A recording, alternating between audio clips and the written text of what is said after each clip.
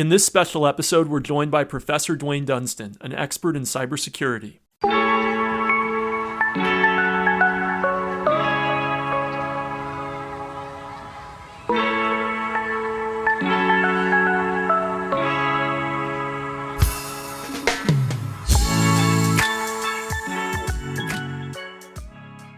Welcome to Kopec Explains Software, the podcast where we make computing intelligible. This week, we're privileged to be joined by a great guest. It's my colleague from Champlain College, Duane Dunston, who's an associate professor of cybersecurity at beautiful Champlain College here in Burlington, Vermont. He has decades of experience in the field, both as a practitioner and as an educator. He works with multiple nonprofits to further cybersecurity education and fight human trafficking.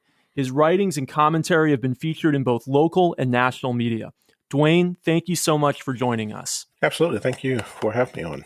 So, Duane, let's start with a really basic question. What is cybersecurity? Cybersecurity is protecting the digital assets of an organization or of your home computers. And essentially what you're doing is protecting the information you have and also protecting the device from being used for unauthorized purposes as well, as a rough definition.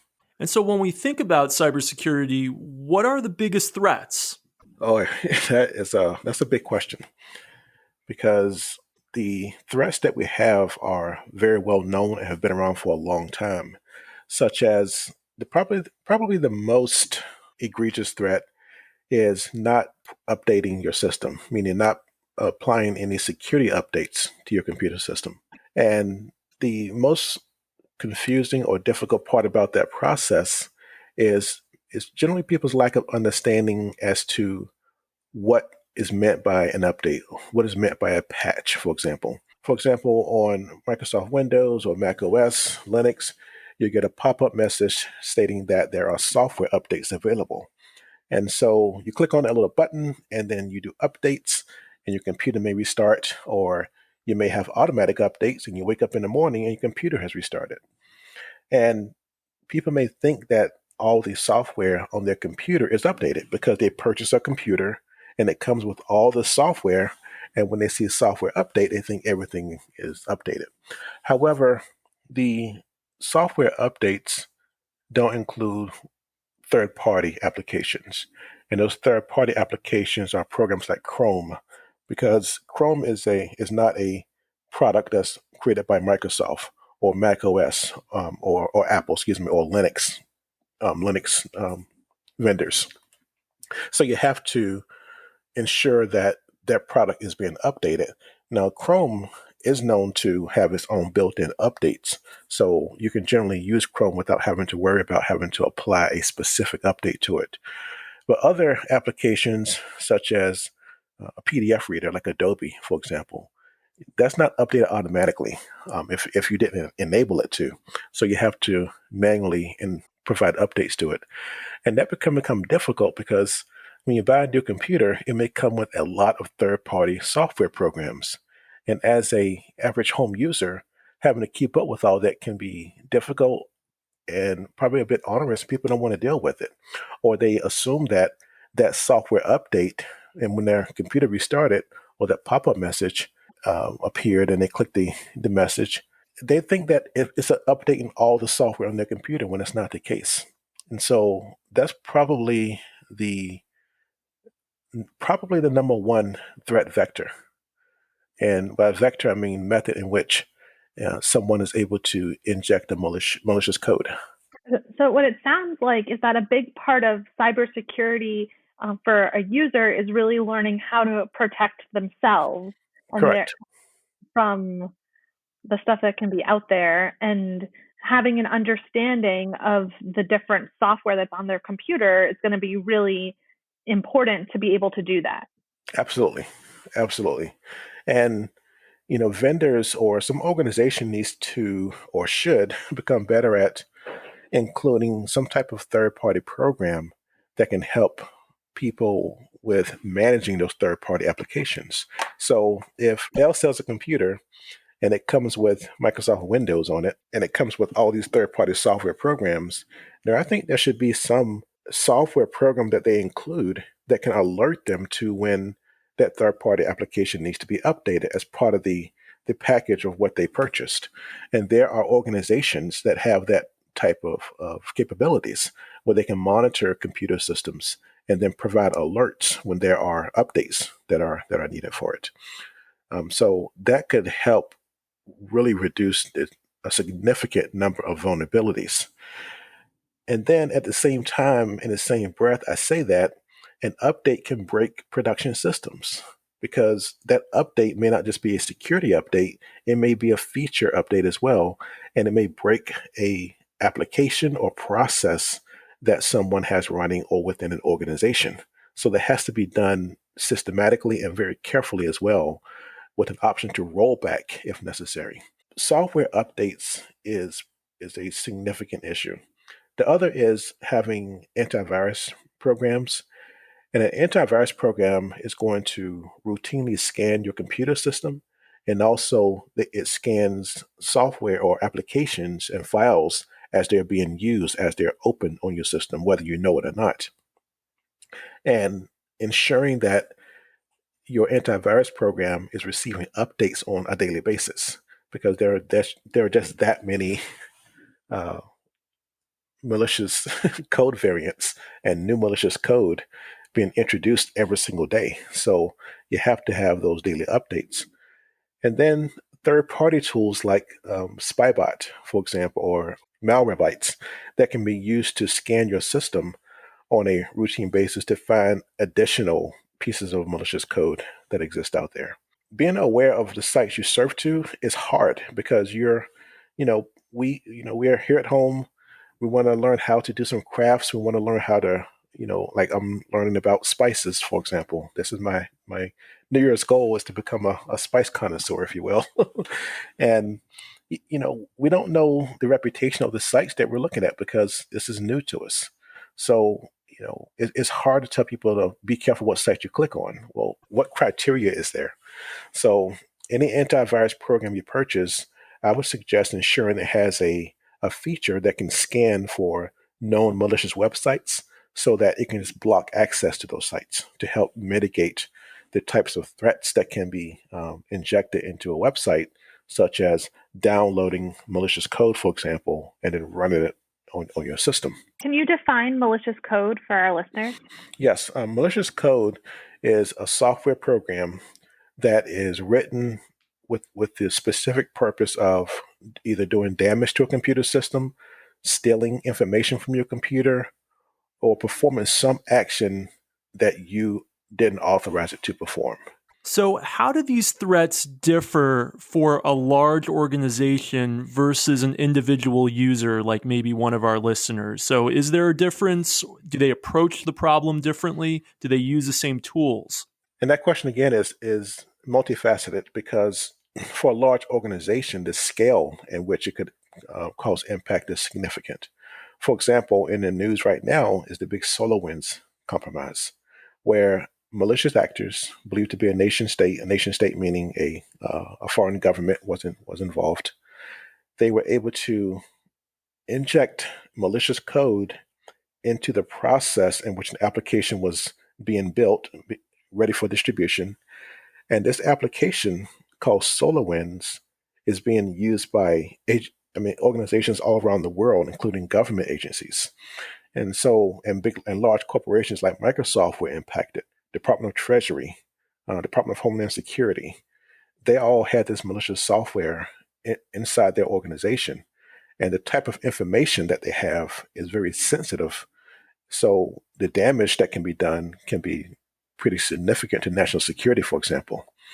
In the case of Microsoft, if they were able to, there's no evidence they did, but if they were able to inject malicious code into a Microsoft product, the impact could be catastrophic because their updates are being pushed out around the world. So imagine having a backdoor in virtually most of the computers on the planet, for example. Uh, and at the individual level, for your home user who just surfing the web, checking email, maybe have a social media account, for example, or upload photos, things like that. while the impact could be relatively low, it could certainly depend on what that malicious code was doing, or what that adversary wanted. Did they want access to their computer system to store other malicious code? Did they want access to store adult content or other illegal content? Are they storing using their computer to store malicious files? Because today you can go to any store virtually and buy a new computer that has a quad core CPU, which is a very fast processor. It's like having four separate processors that are managing tasks on your computer, and over a terabyte of hard drive space. And a terabyte hard drive space is roughly, about the size of a library of books, roughly. So that can be malicious code in your computer, and you never know it because it's using such little memory because of how fast computers are. And so, depending on the kind of information that individual has on their computer, it could be pretty dramatic. There are a lot of people working from home, for example, and they're using a VPN to gain access into their computer system at their work. Now, this is important to understand here because we talk about things like multi-factor authentication, such as which is having a username and password, something the first factor, and then the second factor is usually a code that is sent to your cell phone or to a or to a hardware device that you may have. Sometimes it's sent via email, which is not a good idea. Once you log in to a remote system, if someone already has access to your computer system, they can gain access to that remote system. So that they don't need to access or try to get to your second factor, your phone, or to your second factor authentication device. All they need access to is your computer system. So someone who's working from home and then log into their work, if someone has access to their home computer, they can then get access into their work computer. So it's important to understand those kind of things. So there's really quite a difference, as you mentioned, in terms of scale. And we hear about things like the SolarWinds story.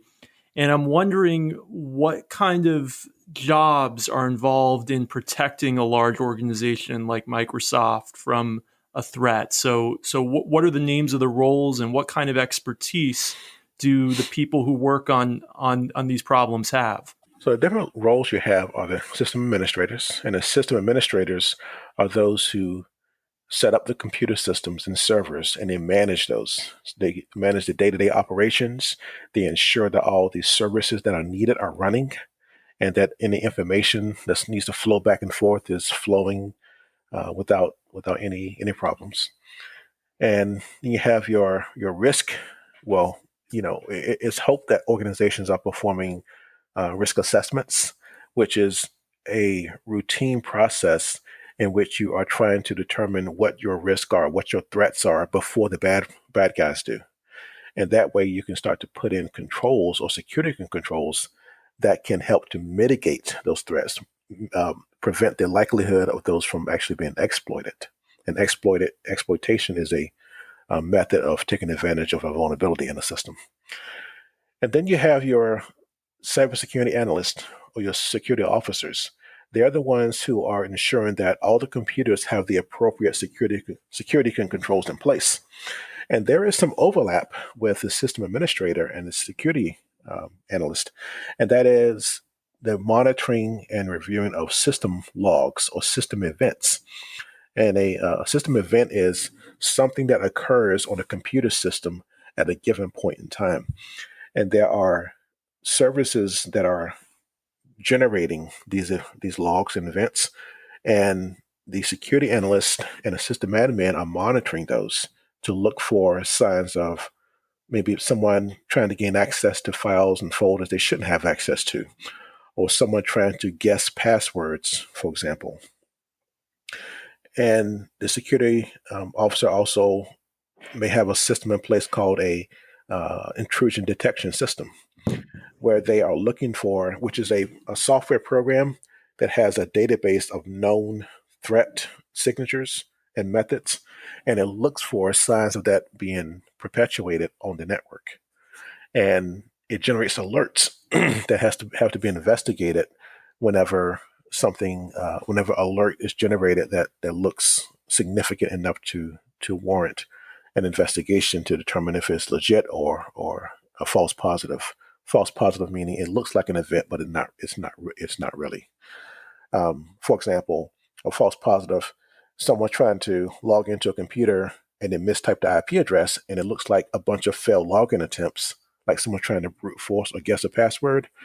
But when you look into it, you say, "Oh, that person just typed the wrong address, so they didn't mean to do that kind of thing."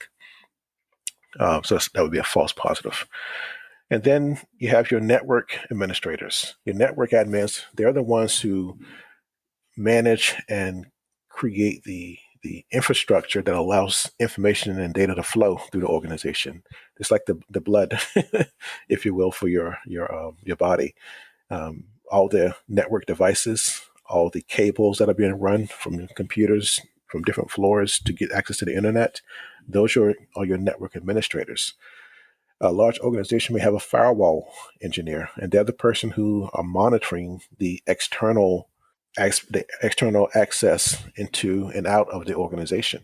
And they may also be managing firewalls on each individual computer system as well, and on servers. And so it is a huge job to keep an organization secure and yes, safe. Yes, security is hard. Yes, yeah, yes, indeed. And there are many specialties as well. There are some people who just do firewall engineering. There are some folks who are your generalist who are security analysts. You have folks who do incident response. So when something actually occurs, your incident responders are going to perform an analysis to determine what happened, how, maybe who, and what to do to mitigate this or prevent this from occurring in the future. Yeah. So does that mean there are many other types of jobs? Some people just analyze malicious software to determine what it's doing. Pen testers, people who are hired to try to hack into an organization. And blue team, they don't hack in per se. They go into an organization, help them identify their security vulnerabilities. So yes, there's a lot of different occupations and a lot of moving parts to it as well. How have you seen the field of cybersecurity evolve over time? I imagine that there's been lots of evolving as we rely more and more on the devices and the software that we're using. And then again, now with everyone working remotely, that this is a field that's like continually having to change and adapt. I gave a TED talk back in 2019, and really the premise of it is the fact that a lot of the vulnerabilities and methods in which computer systems are compromised have been known for 30 plus years, and those are still occurring. If anything, potentially the methods for identifying attacks and the technology that's used to aggregate logs from hundreds or thousands of systems to tell a story, essentially to help do the analysis for people. Because if you are a team like a SOC, a security operations center, and you're monitoring the computer systems for dozens of organizations, you're going to need assistance with analyzing all those logs. Humans just can't do that kind of analysis on our own. So we're relying on algorithms and in some cases artificial intelligence to know what an attack pattern looks like and make an alert.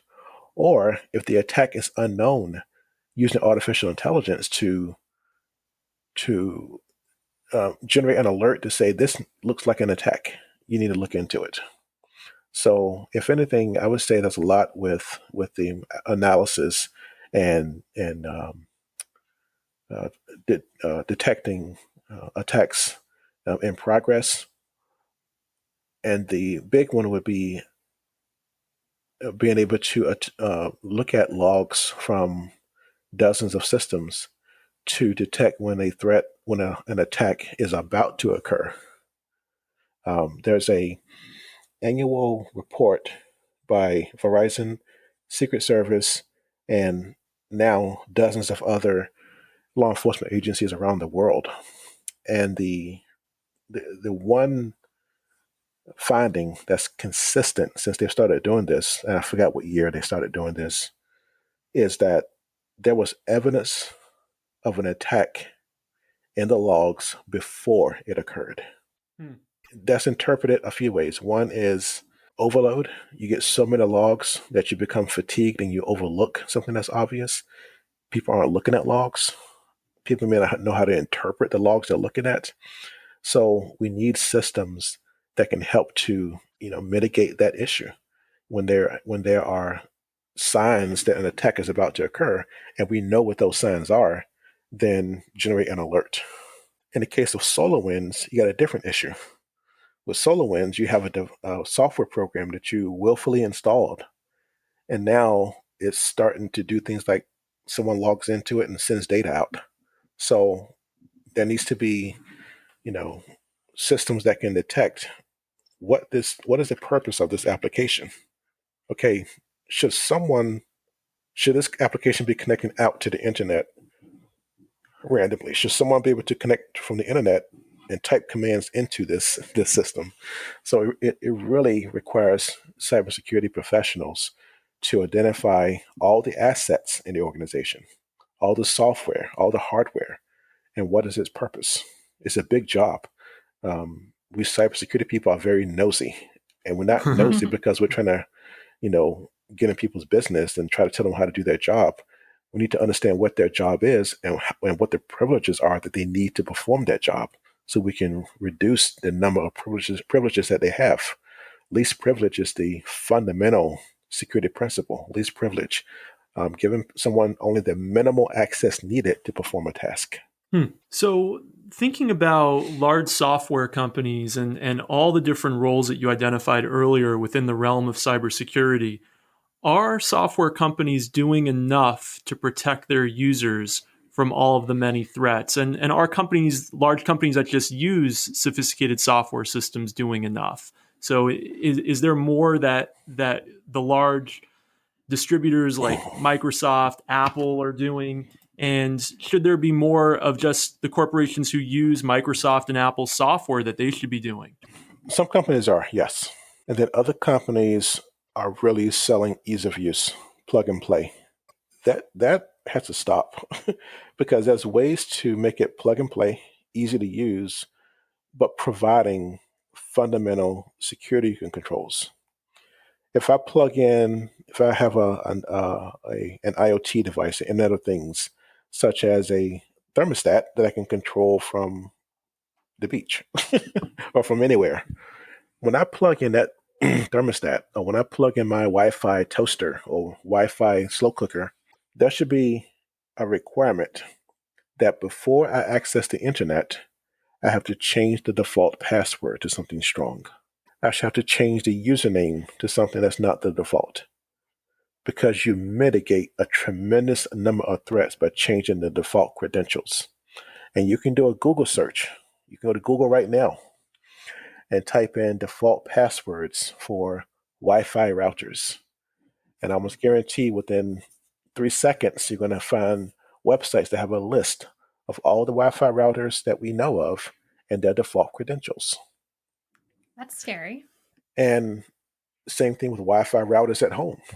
As soon as you plug in that Wi-Fi router, before you access the internet, there can be a simple code check to see, has the default password changed? If not, you cannot access the internet. The Wi-Fi routers just give people WPA2. It's strong. Make people put in a 20-character password. People may get, freak out about that. But think about this. I mean, honestly, how many times do you have to type in your Wi-Fi password on your devices? Yeah. Not that often. Right. Right. Just one time. So you put it in there one time and you forget about it. Software development programs and training courses, they should be incorporating secure coding into their programs. I mean, let's take a language like C++. One of the first things you learn is data typing. You learn the different data types, what the length, what the size of a string can be, size of a digit, for example, and then you learn how to input data into a system. Well, it's just really a matter of a couple lines of code that you can write once and use it multiple times. that says, okay, I'm writing a program. As a programmer, let me take a step back. Programmers have to understand that they control the program, not the person who's using the program. And if the programmer doesn't know what's going to be input into the system, they probably don't know that program very well, or what that job very well, or what they're creating.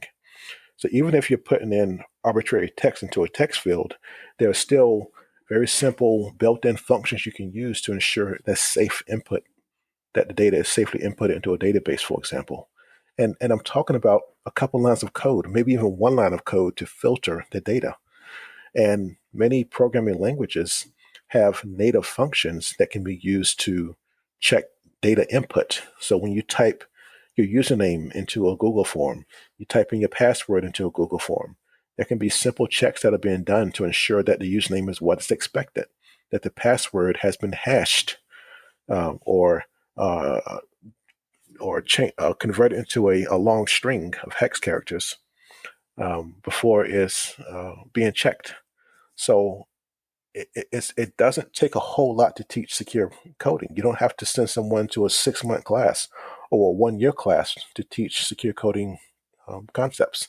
So I would like to see all these training programs, all these online courses incorporate some secure programming concepts. And again, once you are writing web applications, PHP is my language of choice, for example. I have a bunch of functions that I've created over the years, and I kind of do similar types of data input.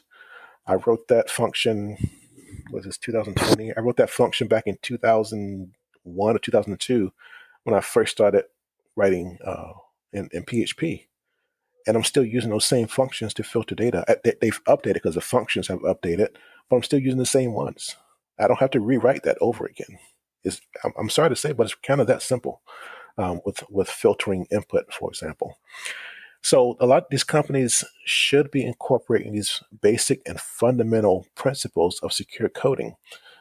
This question kind of goes into new technology as well.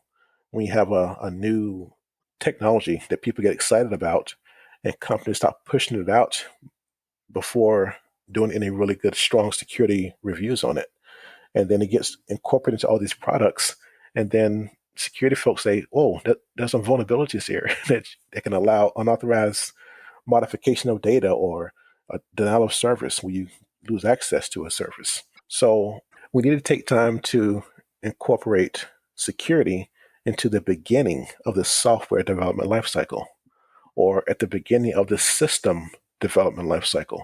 In my experience, when people use a product that has security built in by default, it's seamless. They don't even know that it exists. It's even there. It's when you have to incorporate security later is when users rebel, or when people tend to have problems with the rollout or having to pull back on rollout and things of that nature. That makes a lot of sense. I'm wondering if you could leave our listeners with one tip that they could do today to improve their system security. So if there was just one thing that you would like everybody to do, what would it be? I would like for people to understand the type of information they have on their computer and learn what the value of the information is, whether you have it stored or whether you transmit it. Transmit it meaning you type it into a web browser or whatever. And I believe that can help people understand what security controls they need in place.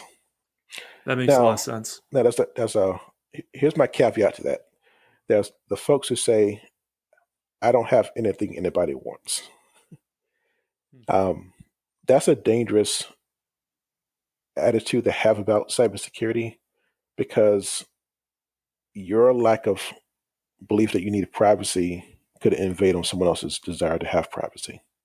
And people say that until something happens to them. Someone gets access to their computer.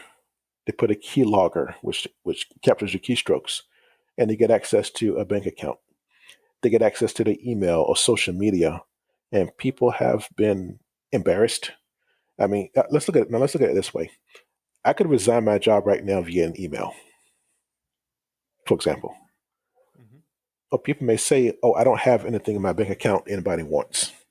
Well, what an adversary wants is your bank account so they can put money in there and then move it into another account. And then it's going to come back to you.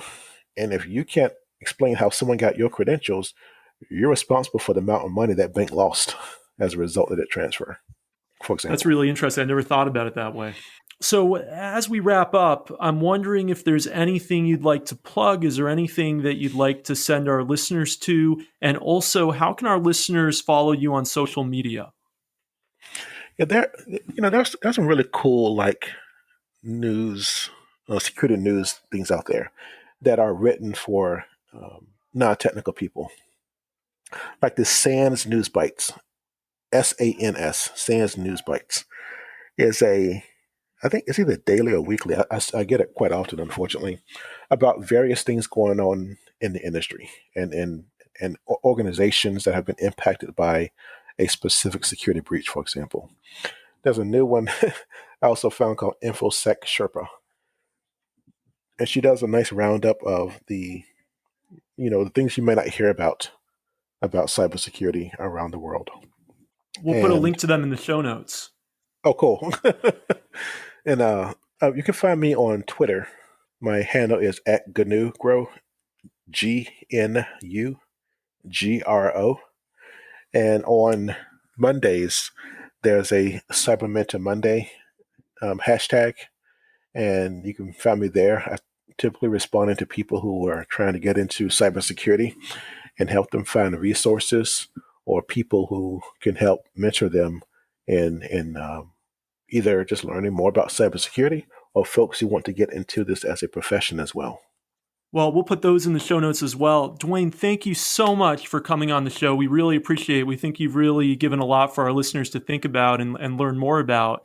And we'd love to have you back on in the future to talk about more cybersecurity topics. Oh, yes, I would love to. Absolutely. Wonderful. Thanks so much, Duane. Well, thank you all. I really appreciate it. Well, thank you so much for joining us this week. We look forward to seeing you again next week. Rebecca, how can our listeners get in touch with us on Twitter? We're at Kopec Explains, KOPECEXPLAINS. And we want to also remind everybody to leave us a review on your podcast player of choice. It really does help with getting the knowledge about the show out there. Look forward to seeing you again soon. Thanks for listening.